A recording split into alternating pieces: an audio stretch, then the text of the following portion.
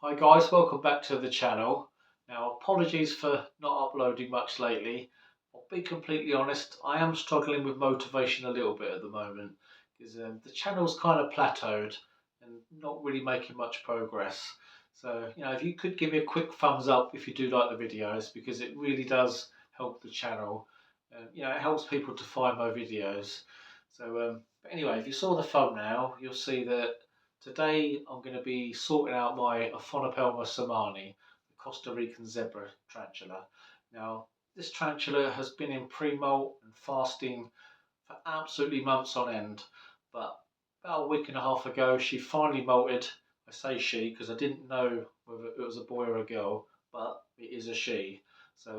Managed to finally sex the molt. But anyway, today I'm going to be catching her up and just going to sort her home out because it's looking a little bit flat. Her hide has kind of collapsed and I want to put a little bit more substrate in there. So you're going to catch her up and sort her house out. So let's get into the video. Right, let's catch this little beastie up. Now, this enclosure is quite a nice size for a tarantula this size. Being quite a slow grower as well, this enclosure will do her for quite a while to come. Now I did try feeding her, but as you can see the cricket's still in here, so just catch that up. Now the first thing she did when she was up and about again after all these months of hiding away, she had a really long drink in the water dish. She was in there for quite a while, so it was more like a paddling pool. You can see this moss is a little bit sad.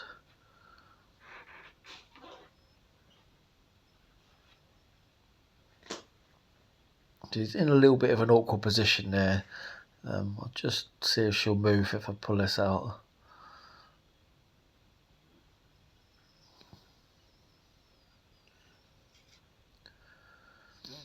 Now you can see the bottom of the enclosure there through the substrate.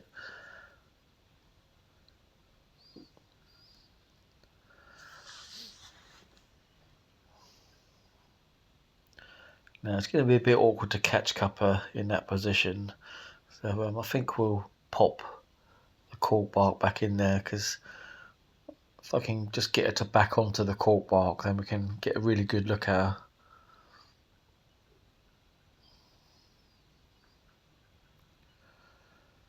Now your Costa Rican zebra, they are fairly docile most of the time. Obviously, you can get individuals which are a bit cranky, but it's more of a nervous spider really than a defensive spider. I mean, this one has never kicked hairs at me so far.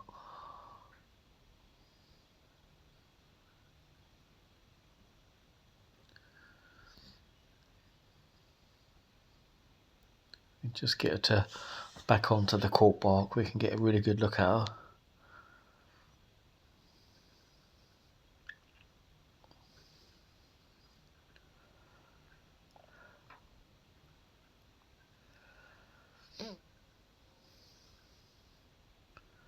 Now I won't lift her too high. But before she molted this time, she was very much more of a sort of drab brown colour. So she's taken on much more of a sort of almost black and white appearance. So you do see a bit of a colour variation with the Aphonopelma seemani. Sometimes they are brown, sometimes they are more black. Looks really nice, but considering she was in molt for fasting for absolutely months on end, after that nice big drink she had, she's looking nice and plump. So it's surprising, how long these tarantulas can go without food, and they bounce back almost instantly. So but you can see she's really well behaved here. So I've popped a little bit more substrate in here.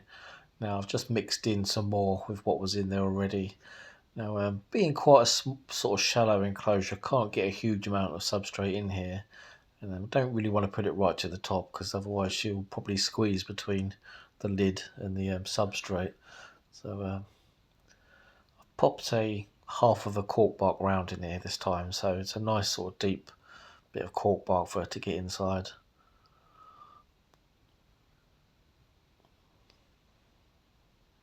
I'll just pop a nice bright orange water dish back in here. This one actually comes from a hot chocolate jar, so obviously it doesn't look very natural, but it's a nice deep water dish, so it doesn't evaporate very quickly. So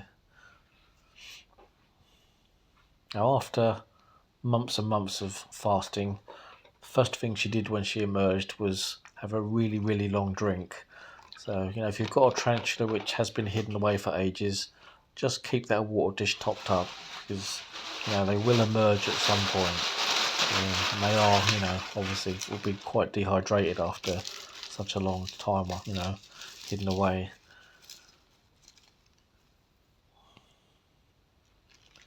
I don't really have much leaf litter left, so now that it's autumn here in the UK, I'm going to go out and get myself some nice couple of carrier bags full of leaf litter.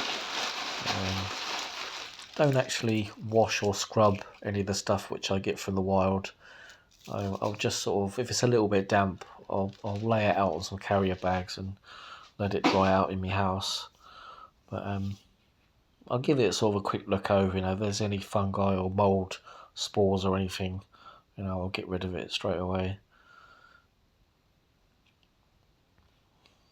Now, your Aphonopelma seemani, they do live in quite a lot of different habitats, so it does make them quite a hardy spider, and they have a huge range over in Central America.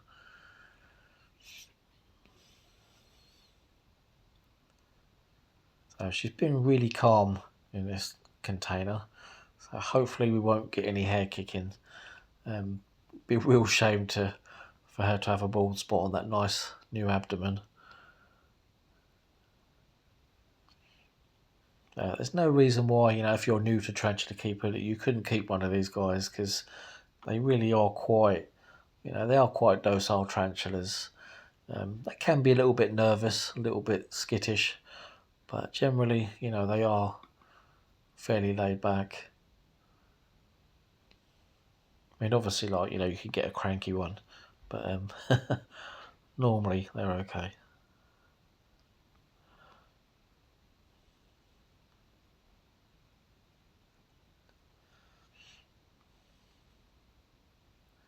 But being, such a hardy spider, that also makes them, really good for beginner keepers.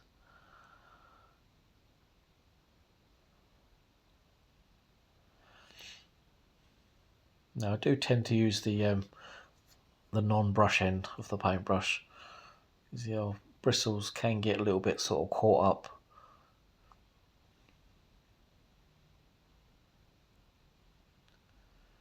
There we go.